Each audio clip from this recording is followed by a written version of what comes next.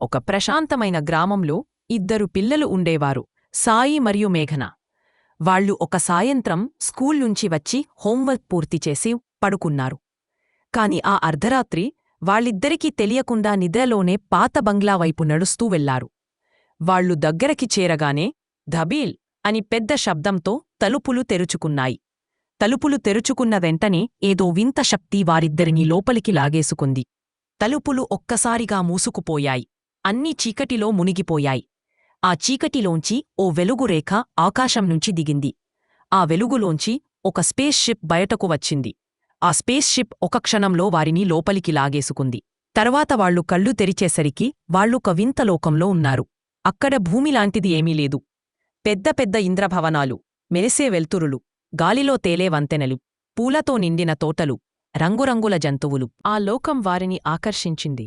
ఎందుకంటే అక్కడ ఉన్న పెద్ద పెద్ద ఇంద్రభవనాలు, అందులో ఉన్న అద్భుతమైన సౌకర్యాలు, ప్రతిచోటా మెరిసే వెల్తురులు, ఆకాశంలో తేలే వంతెనలు, ఇవన్నీ వాళ్లు ఇంతవరకు భూమిమీద ఎప్పుడూ చూడని అందాలు.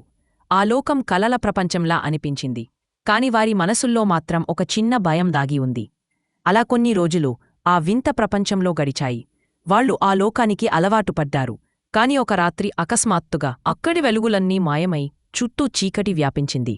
మరుసటి క్షణం కళ్ళు మూసుకుపోయాయి. తర్వాత వారు కళ్ళు తెరిచేసరికి వాళ్లు తమ బెడ్ పైనే ఉన్నారు. చుట్టూ అన్నీ సైలెంట్. ఏం జరిగిందో ఎవరికీ తెలియదు. ఒకరినొకరు ఆశ్చర్యంగా చూసుకున్నారు. అది నిజమా లేక కలనా అని. కొన్నిసార్లు మనం కలని అనుకున్నదే నిజమైపోతుంది. ఆ మాయా బంగ్లా నిజంగానే ఉందా లేక ఇంకో లోకం తలుపా అని సాయి అండ్ మేఘన ఆలోచిస్తున్నారు. మీరు ఇంకా మా ఛానల్కి లైక్ అండ్ సబ్స్క్రైబ్ చేయలేదుగా?